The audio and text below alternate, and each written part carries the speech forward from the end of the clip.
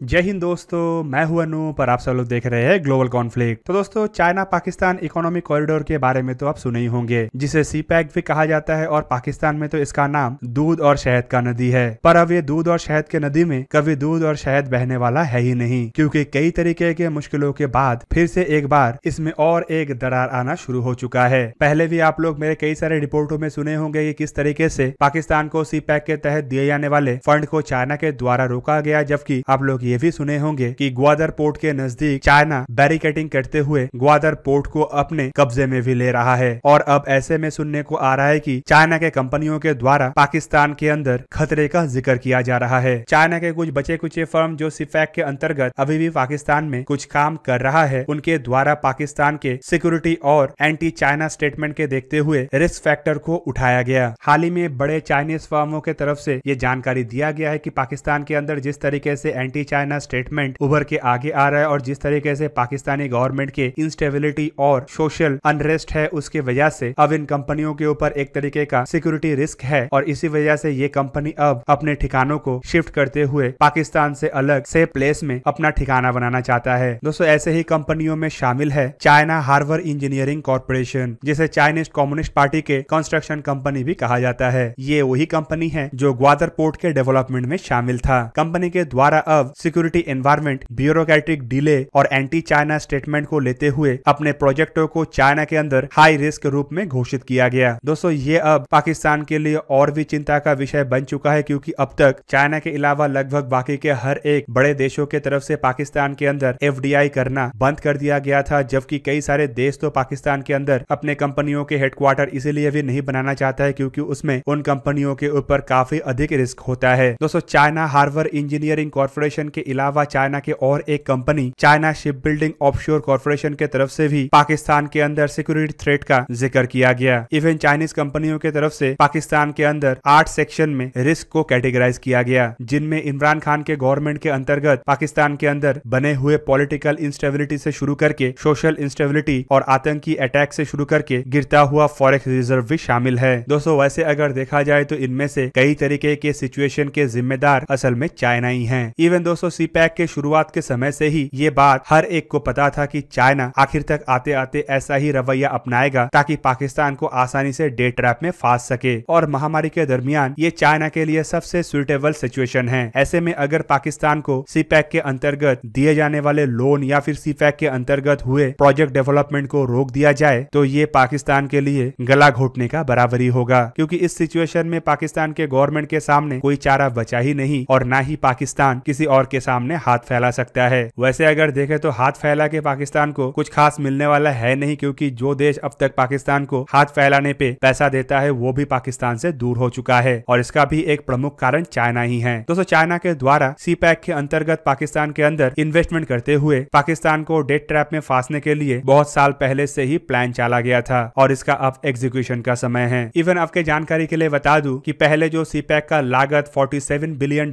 था, उसे हाल ही में बढ़ा के 62 बिलियन भी किया गया और इसके पीछे भी असल कारण डेट ट्रैप ही है, ताकि चाइना अपने मंसूबे को अंजाम दे सके और दूसरे देशों में अपने बेसेस को बना सके। इवन दोस्तों, चाइना के बेल्ट एंड रोड इनिशिएटिव को ब्रिटेन के ईस्ट इंडिया कंपनी के साथ भी कंपेयर किया जा रहा है, क्योंकि जिन जिन देशों के अंदर China belt and road initiative के तहत इन्वेस्टमेंट किया है, आइदर उस देश से बड़े मात्रा में राजस्व चाइना में शिफ्ट हो रहा है या फिर वो देश सरेंडर करते हुए अपने कोई ना कोई हिस्सा चाइना के हवाले कर दिया। एग्जाम्पल के रूप में आप देख ले कि श्रीलंका का हम्बनटोटा का हालत क्या हुआ। ऐसे में अब माना जा रहा है कि चाइना के द्वारा पाकिस्तान के बड़े हिस्से के ऊपर कब्जा किया जाएगा और इस हिस्से को देना ही पाकिस्तान का एकमात्र रास्ता बचेगा चाइना के इस कर्ज के जाल से अपने आप को निकालने के लिए। तो दोस्तों, ये था आज का वीडियो। अगर आपको वीडियो अच्छा लगा तो इसे लाइक कीजिए और मेरे चैनल को सब्सक्राइब कीजिए और साथ में बना हुआ बेल आइकन को भी प्रेस कर दीजिए ताकि आप मेरा वीडियो देख पाए सबसे पहले। जय हिंद।